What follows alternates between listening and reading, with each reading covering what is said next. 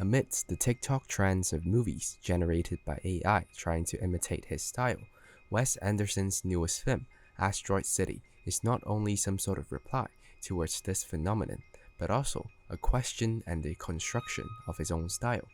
This is definitely his most personal and introspective project since The Life Aquatic with Steve Zissou. From centric framing to quirky character designs and distinct color palettes, there is no question that his visuals are very easy for AI to say they are imitating. But is this all a Wes Anderson movie has to offer? Before diving into his newest unconventional dollhouse, we must first know what actually makes a good Wes Anderson movie. Is it just style with no substance, or is there something melancholic underneath the candy-coated colors? Hi, Navs here. As a somewhat infant Wes fan, my first movie of his in the cinema being The French Dispatch, my love towards his craft has been growing ever since. After checking out his filmography, except for Bottle Rocket, he has slowly become one of my favorite directors working right now. To me, what makes a good Wes is when his style is fully embedded in his substance or vice versa. Many audiences may argue his movies are only good to look at where there is nothing to look through, but I beg to differ. The best Wes often uses style to enrich the source material but not just as quirks, with my personal favorite Wes being Moonrise Kingdom. He uses his style to emphasize on the fairy tale look and nature of the story to mask the harsh reality of pain in growing up. This juxtaposition between his colorful palette and melancholic stories reinforce each other to create some of his best spectacles. This contradiction of forces from the two sides of the spectrum elevates his splendid visuals and quirky dialogues to make lines like these I've had a rough year, Dad. I know you have, Chazzy. hit so hard. So, does Asteroid City manage to strike a balance between style and substance and tell a story that can only be told through his lens? Asteroid City can be summarized as a television show hosted by Bryan Cranston, talking about a play about a playwright, Edward Norton, writing the play Asteroid City. Sounds simple, right? Asteroid City begins like every other Wes. We are thrown into a convoluted framing device, a story within a story.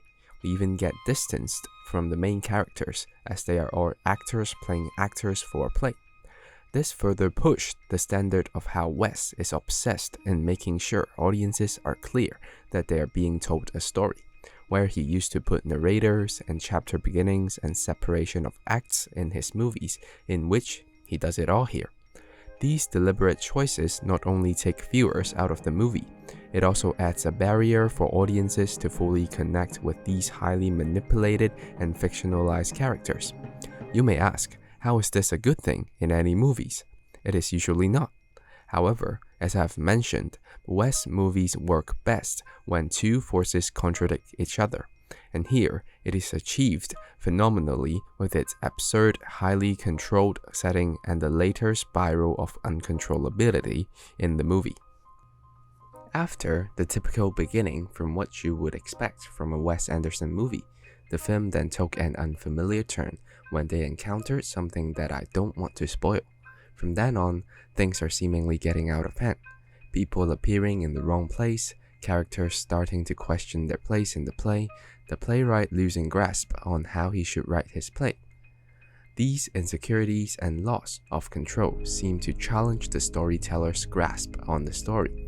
As the characters within the play are quarantined in Asteroid City, they themselves spiral into madness on the meaninglessness of it all. Their authority to their own choices is then stripped away. This slowly unravels and becomes something meta, which sees Wes question his own style of filmmaking. It is not only a deconstruction towards his highly restricted and perfectionist way in making movies, but reflection on how there will always be uncertainties and things we won't understand in what we call life. This sudden turn of events does not only add a force of chaos to Wes' maintained order, it removed the multi-layered narrative structure that Wes meticulously crafted, where characters unintentionally used to distance themselves from audiences. This exact moment exactly met the criteria that I mentioned about making a good Wes. the collision between the illusion of control and the nature of randomness. It is when this wall is torn down and when the characters lose all sense of control on their own life, we see some of the most poignant moments in any Wes Anderson movie.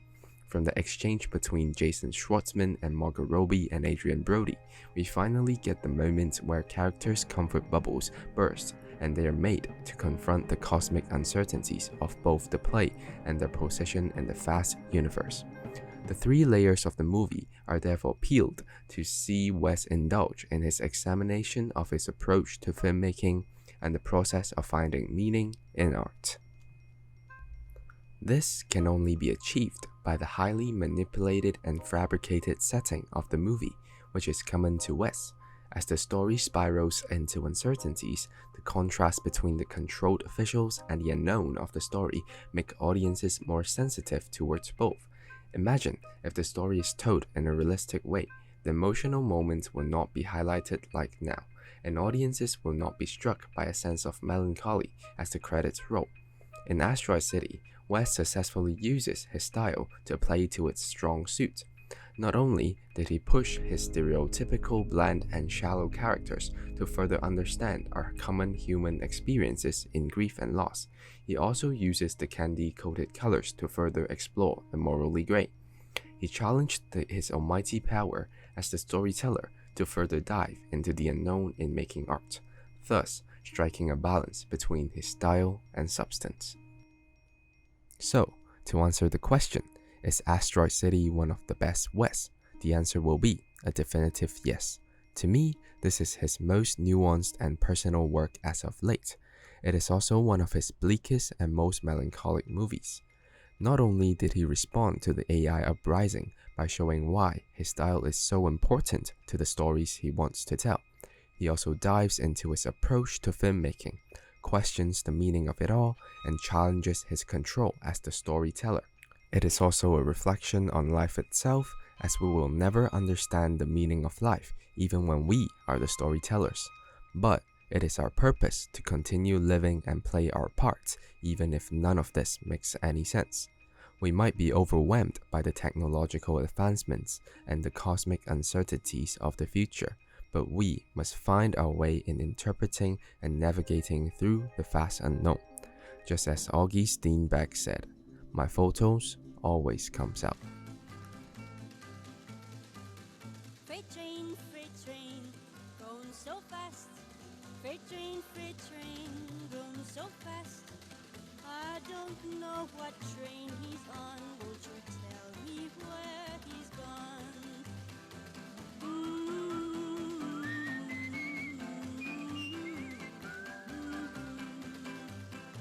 Don't know where he's heading for, what he's done against the law.